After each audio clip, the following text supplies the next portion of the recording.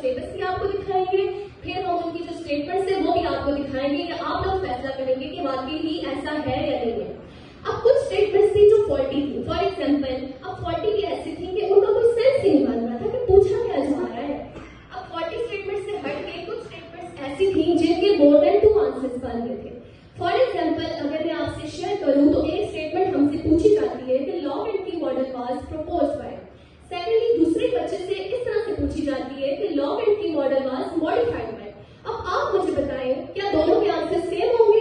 जाहिर सी बात है, प्रपोज किसी और ने किया, उसको मॉडिफाई किसी और ने किया। अब जिन बच्चों के पास प्रपोज था उन्होंने उसके अकॉर्डिंग ही अपना आंसर चूज किया, जिनके पास मॉडिफाई था